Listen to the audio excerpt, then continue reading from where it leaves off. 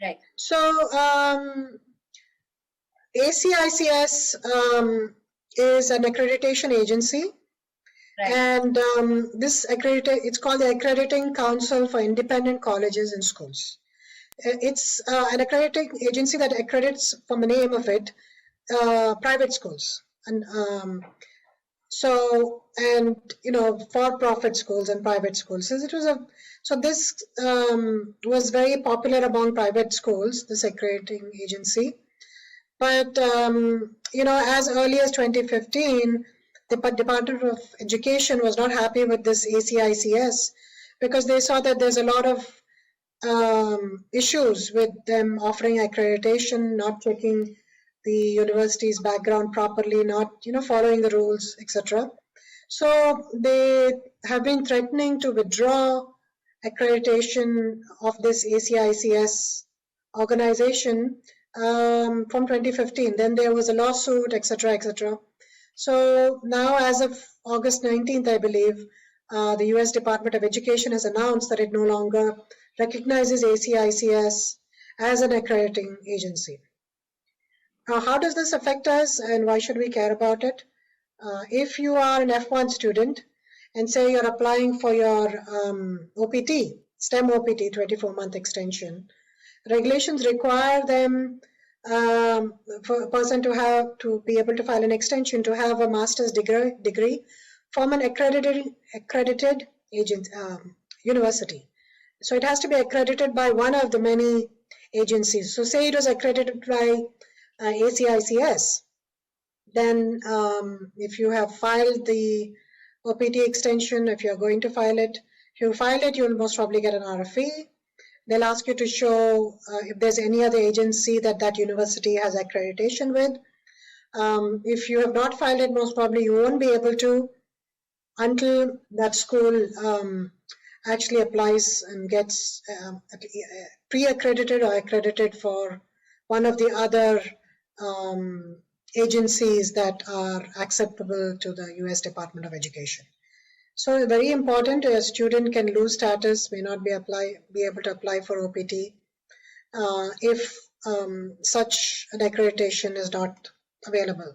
So SEVP has said that they will provide guidance to affected students. For students who have gone to those universities, they have said that they will send them letters. But I think if you're an F1 student, you should check the accreditation of your university. Contact your DSO or go to their website and check, what agency they are accredited with. And if it is ACICS, then you have to plan on transferring schools. I believe you can do that in 60 days.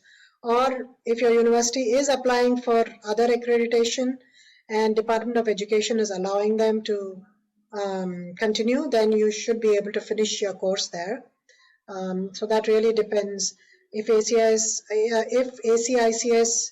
the school chooses to voluntarily withdraw its certification from ACICS, then a student who belongs to that school can then provide evidence that they're affiliated to a proper accreditation agency, and then can continue with that school. Otherwise, they'll have to leave and file for a transfer of schools, etc.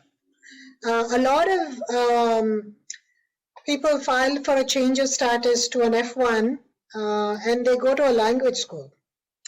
They go to a school to learn English language, and because this is an easiest admission to get, especially for people who are not qualified to do other things, get a technical degree or get a master's degree. They start with this.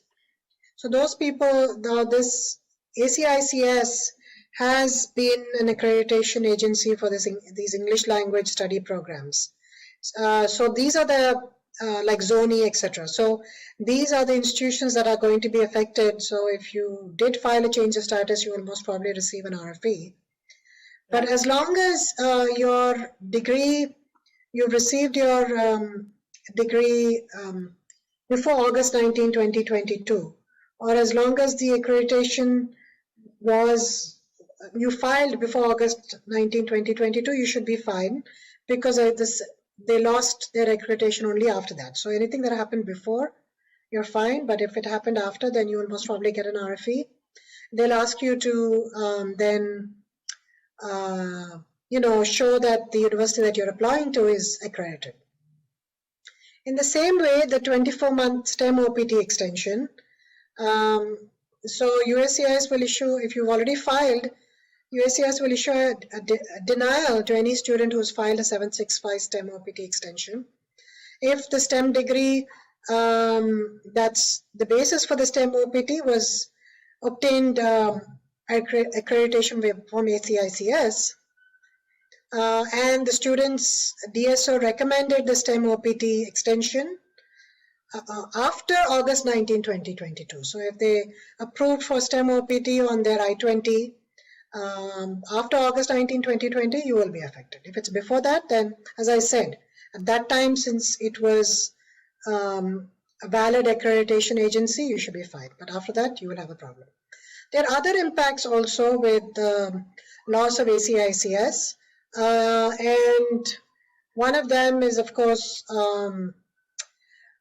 if you have a degree that after August 19, 2020, that was accredited by ACICS, your H-1B is an issue, because if you fall under the master's cap, if you're filing for an H-1B under cap subject, then, and if you have a degree from this agency, and so then that will be a problem, because they have lost that accreditation. So you will not be able to file under the master's cap program. Maybe you can file under the bachelor's cap. So that's a big problem. Also, if you have an I-140, you filed an I-140. And if you filed it after August 19, 2022, again, same problem. Your master's degree will not be recognized if you filed your labor certification based on that degree. Right. Unless the college got accreditation after that. Okay. So as you can see, loss of accreditation affects many ways. Yeah. Also, another last way that it affects is there is a certain fee that, so if you're CAP exempt, for example, you could be CAP exempt because your university is an institution of higher education and you're going to be working for that institution. It's a non-profit institution of higher education. But if that institution of higher education was accredited by ACICS and has lost its accreditation, then you will not be able to file a H-1B master's cap program. Right. That's the update. No, that's another problem. Also a problem with the fee. You will no longer be a fee exempt organization. So if you're filing for a H1, you'll have to pay the higher fee.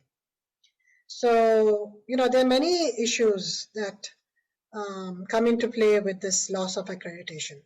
But I'm hoping, because this has been going on for a while, most of those colleges would have been aware that this is going on, and hopefully they would have corrected themselves or gotten proper accreditation, within that period and now.